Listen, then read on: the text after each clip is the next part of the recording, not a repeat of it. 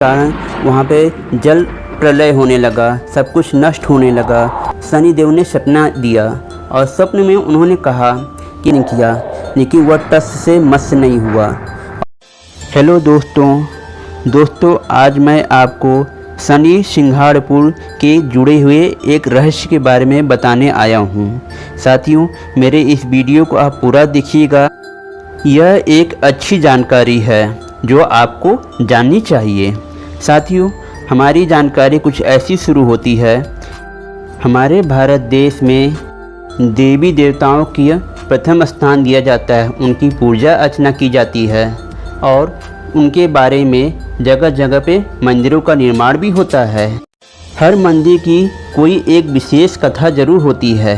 ऐसे ही महाराष्ट्र में स्थित अहमदनगर जिले में सिंघाड़पुर शनिदेव मंदिर का प्रचलन और एक विशेष कथा भी है। साथियों, शनि महाराज के सिंघाड़पुर पहुंचने की एक बड़ी ही रोचक कहानी है।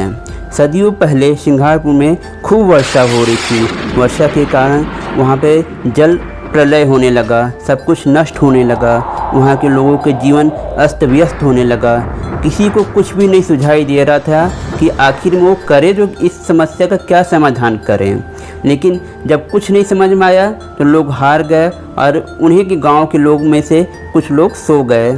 रात में एक आदमी को शनिदेव ने सपना दिया और स्वप्न में उन्होंने कहा कि मैंने गांव के इस जगह पे मैंने अपनी खुद की एक मूर्ति रखी है, तुम उस मूर्ति को वहां से लेके आओ और गांव में स्थापित करो और उसकी पूजा अर्चना करो। इससे तुम्हारे गांव का, इस नगर का जितना भी कष्ट होगा वो सब मैं हल लूँगा और सब कुछ यहाँ पे अच्छा हो जाएगा। उसके बाद वह आदमी जब सुबह उठा तो काफ़ी आश्चर्य में हुआ कि उसे सपना क्यों आया, लेकिन उसे कुछ समझ में नहीं आ रहा था।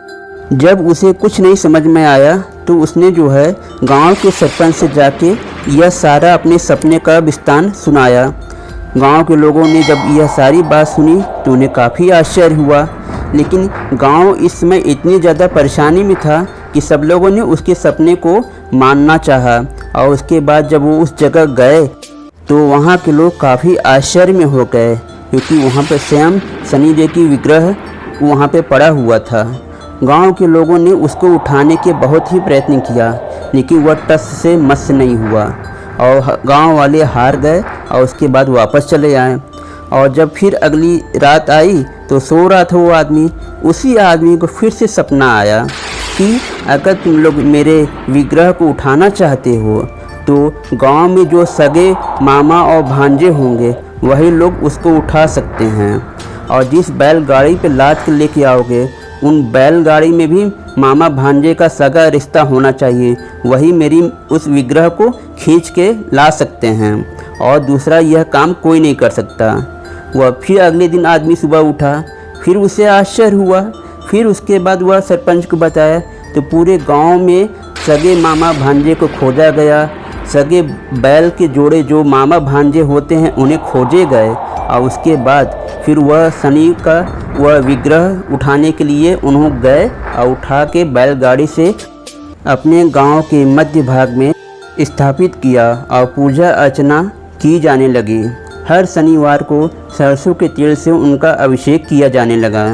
धीरे धीरे करके उस गांव में जो भी प्रलय आया था, जो भी दुख तकलीफ थी, धीरे धीरे करके सब कुछ समाप्त हो गया और वह गांव फिर से खुशहाल हो गया।